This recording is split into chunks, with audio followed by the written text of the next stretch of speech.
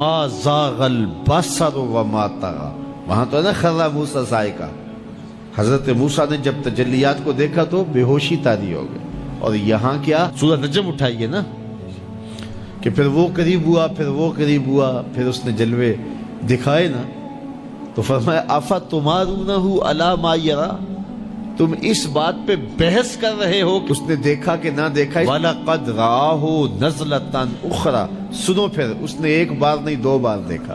تم ایک بار کے بارے جھگڑ رہے، اس نے پھر دوبارہ دیکھا، اس نے بار بار دیکھا. آگے ذرا دیکھیے قرآن بتاتا ہے جو آنکھ نے دیکھا دل نے اس کی تکذیب نہیں کی، دل نے کہا یہ وہی ہے. تو پہلے دل نے دیکھا تھا، اب آنکھ نے بھی دیکھ لیا. اب میں آپ کو ایک جملہ کہنا چاہتا ہوں، شاید آپ نے کبھی نہ سنا ہو. معراج کیا ہے؟ تو پوری گفتگو سے یہ خلاصہ آپ کے اندر اتار لے، جو دل میں رہتا ہو وہ آنکھوں میں آ جائے تو معراج ہوتی ہے. جو دل میں رہتا ہو، درد بن کے رہتا ہو، جس کی اڈیک ہو، جس کی آس ہو، جس کی امید ہو، جس کے لیے تڑپ ہو، جس کے لیے بے چینیاں ہوں، جس کے لیے اضطراب ہو، جس کو دعاؤں میں مانگا جائے، جس کو تمناؤں میں طلب کیا جائے، جس کے لیے منتیں مانی جائیں، جس کے لیے وظیفے پڑھے جائیں، جو دل میں رہتا ہو جب آنکھوں کے سامنے آ جائے تو صحیح تو معراج کہتے ہیں. جو آنکھ نے دیکھا دل نے اس کی تکذیب نہیں کی. اور یہاں ایک اور جملہ کہتا ہوں، وہ یہ کہ دنیا پہ ہوتا یہ ہے کہ جب کوئی نظارہ دیکھا جائے، کوئی منظر دیکھا جائے تو ناظر تعریف کرتا ہے نا کہ واہ واہ کیا منظر تھا. آپ دنیا کے اوپر جاتے رہتے ہیں، مناظر دیکھتے ہیں تو واپس آ کہتے ہیں کیا منظر تھا. یہ گرمی چمکنے والی ہے، لوگ شمالی علاقہ جات میں جائیں گے تو واپسی آ کے بتائیں گے کیا منظر تھا، خوب پہاڑ تھے، کوساروں کا رنگ کیا خوبصورت تھا، پھوٹتے جھرنے، بہتی ندیاں، کیا رنگ تھا یار، کیا موسم تھا، کیا خنکی تھی، کیا جمال تھا. اقبال بھی گئے تھے نا اور واپس پلٹے تو کسی نے دیکھا کہ کیا دیکھ کے آئے ہو؟ تو اقبال نے کہا من خدارا آنجا دیدم بے حجاب، میں نے اس کے جلوے وہاں بے نقاب دیکھے ہیں. تو جب کوئی نظر منظر کو دیکھتی ہے تو پھر تعریف تو کرتی ہے نا. تو یہی ہوتا ہے نا کہ نظر منظر کی تعریف کرتی ہے. لیکن معراج کی شب پہلی بار ایسا ہوا جب حضور کی نظر نے اس منظر کو دیکھا تو منظر پکارنے لگا ما زاغ البصر وما طغى، واہ واہ کیسی آنکھ ہے، نہ جھپکتی ہے نہ حد سے آگے گزرتی ہے. یہ پہلا موقع تھا منظر نے نظر کی تعریف کی. تو حضرت موسیٰ تقاضۂ رؤیت کرتے ہیں، مالک میں دیکھنا چاہتا ہوں. جواب ملتا ہے لن ترانی، تم نہیں دیکھ سکتے. اور یہاں محبوب سوئے ہیں، جبریل حاضر خدمت ہوتے ہیں. پہلے تو کہا کہ کنڈی نہیں کھڑکانی، جبریل تیرے لیے میرا محبوب اٹھ کے دروازہ کھولے. اللہ اکبر. کہا چھت سے سوراخ کرو اور جا کے قدموں میں بیٹھ جاؤ. سوراخ کیا اور وہاں سے گزرے، پھر حضور کے قدموں پہ آئے. محبوب کو اب جگا لوں؟ کہا نہیں، میرے محبوب کے قدموں پہ ہونٹ رکھ دے. اب جبریل حضور کے قدموں کو چومتے ہیں. یہاں ظہوری صاحب بھی مجھے یاد آئے، اللہ ان کی قبر پہ رحمت نازل کرے. سادہ لہجہ ہے لیکن کتنا دل نشین ہے. بشرط چادر تان کے ستا، ذرا غور کیجئے، بشرط چادر تان کے ستا، نور چمے پہ اتلیاں. ذرا منظر تو تصور میں لائیے.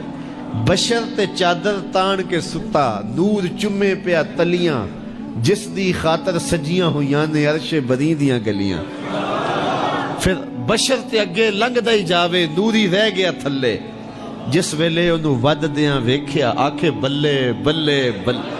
جبریل حضور کے قدم چوم رہے ہیں، حضور بیدار ہوتے ہیں.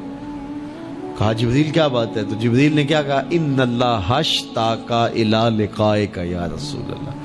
حضور آپ کا رب آپ کے دیدار کا مشتاق ہے. پھر حضور کا سینہ شق کیا گیا، قلب اطہر سینے سے نکالا گیا، آب زمزم سے غسل دیا گیا، اور حضور اس منظر کو آنکھوں سے دیکھ رہے ہیں. علامہ بدر الدین عینی علیہ رحمہ شارح صحیح بخاری، آپ نے عینی شریف میں لکھا ہے، یہ بخاری کی شرح ہے، حضور کا قلب اطہر نکالا گیا تو جبریل نے حضور کا دل دیکھا تو جبریل تو آشش کر اٹھا. واہ واہ کیسا دل ہے جس میں 2 آنکھیں ہیں جو دیکھتی ہیں، 2 کان ہیں جو سنتے ہیں. یہ حضور کا قلب اطہر ہے. حضور نے فرمایا صحابہ صفیں سیدھی رکھا کرو، مت سمجھو میں آگے دیکھتا ہوں. جس طرح جب حضور قرب خاص میں گئے اور ان منازل کو طے کر گئے جہاں تک نہ کوئی گیا تھا نہ کوئی پہنچ سکتا تھا، تو اللہ نے اپنے محبوب کو بہت کچھ دیا. 70,000 اسرار تھے، 70,000 رموز تھیں، 70,000 حکایات تھیں. محبوب کی جھولی میں بہت کچھ ڈالا اور ڈال کر کے کہا بما اشرفک یا احمد، اے محبوب یہ تو میں نے خود دیا ہے، اب تو اپنی چاہت بھی بتا، تیری چاہت کیا ہے۔ یہ مہمان نوازی کے تقاضے ہوتے ہیں نا، کہ سب کچھ پیش کرنے کے بعد بھی میزبان کہتا ہے کوئی اور، آپ کی کوئی پسند، تو یہ میزبانی کے تقاضے ہوتے ہیں۔ تو سب کچھ دینے کے باوجود جھولی میں ہر چیز ڈال دینے کے بعد کہا بما اشرفک یا احمد، پیارے بتائیے آپ کو کیا دیا جائے۔ اب پھر حضور کی ڈیمانڈ دیکھیے، حضور نے مانگا کیا۔ کسی شخص کو دیکھنا ہو کہ وہ کہاں کھڑا ہے، اس کو آپ اختیار دے دیجئے گا، پھر پتہ چل جائے گا وہ کتنے پانی میں ہے۔ آپ مجھ سے پوچھتے ہیں کہ مانگیے کیا مانگتے ہو، تو میں کہوں مجھے پانی دو تو آپ سمجھیں گے پیاسا ہے، میں کہوں کھانا دو آپ سمجھیں گے بھوکا ہے، میں کہوں گا میرے نام کے نعرے لگاؤ آپ کہیں گے شہرت کا متلاشی ہے، میں کہوں گا اٹھو اور میرے اوپر پیسے لوٹاؤ میں اتنی اچھی تقریر کر رہا ہوں، تو آپ کہیں گے یہ تو بیچارہ غربت کا مارا ہوا ہے، اس کے اندر کی ابھی بھوک گئی نہیں ہے۔ تو کسی شخص کے ظرف کا پتہ لگانا ہو تو اس کو اختیار دے دیجئے مانگ کیا مانگتا ہے۔ اور مانگنے والے جب کوئی کمال چیز مانگ لیں، وہ کیا کسی نے کہا نا میرے سوال کی عظمت تو دیکھ ہے ساقی، میرے سوال کی عظمت تو دیکھ ہے ساقی، جام نہ دے حسن طلب کی داد تو دے۔ تو کسی کے سوال سے اس کا ظرف کھلتا ہے کہ وہ کہاں کھڑا ہے۔ اب حضور کو اختیار دیا جاتا ہے محبوب مانگیے کیا مانگتے، مال و زر مانگا، دولت مانگی، یہ تو قدموں میں رلتے تھے حضور آنکھ اٹھا کے نہیں دیکھتے تھے، تو پھر مانگا کہا بنسبتی الیک بالعبودیہ، اے اللہ ساری زندگی میں کہتا رہا کہ تو میرا رب ہے، یہ میں نے غاروں میں بھی کہا، یہ میں نے پہاڑوں پہ بھی کہا، طائف کے بازاروں میں بھی کہا، مکے کی گلیوں میں بھی کہا، برستے پتھروں کے سائے میں بھی کہا، میرے سر انور پہ اوجلی ڈالی جاتی رہی، میں نے سر نہیں اٹھایا اور کہا کہ تو میرا رب ہے، ساری زندگی میں نے کہا کہ تو میرا رب ہے، آج تو بھی تو کہہ دے کہ تو میرا بندہ ہے، مجھے عبد کہہ کے پکار دے۔ ملا جیون علیہ رحمہ فرماتے، امام راضی بھی لکھتے ہیں کہ یہ حضور کا پسند فرمودہ ہے، تو پھر اللہ نے جب بھی واقعہ معراج کی حکایت کی تو لفظ عبد سے جو ہے وہ بات کی، سبحان الذی اسری بعبدہ، اور وہاں بھی سورہ نجم کے اندر بھی فرمایا فَأَوْحَى إِلَىٰ عَبْدِهِ مَا أَوْحَى، تو یہ محبوب کی چاہت پر ہے۔ اور پھر عبدیت کا بندے کی طرف سے جو اظہار ہوگا اس کے لیے پھر 50 نمازوں کا تحفہ دے دیا کہ میرے بندے تو پکارتا رہے اور مجھے رب کہہ کے پکارتا رہا، میں تجھے لبیک یا عبدی کہہ کے پکارتا رہا۔ اور وہ 50 نمازیں پھر 5 نمازوں کی صورت کے اندر باقی رہیں۔ اللہ کی باتیں بدلتی نہیں ہیں، جو ایک نیکی کرے 10 کا ثواب ملتا ہے، پڑھو گے 5 ثواب 50 کا ہی ملے گا، اس لیے کہ اس کی باتیں تبدیل نہیں ہوتی۔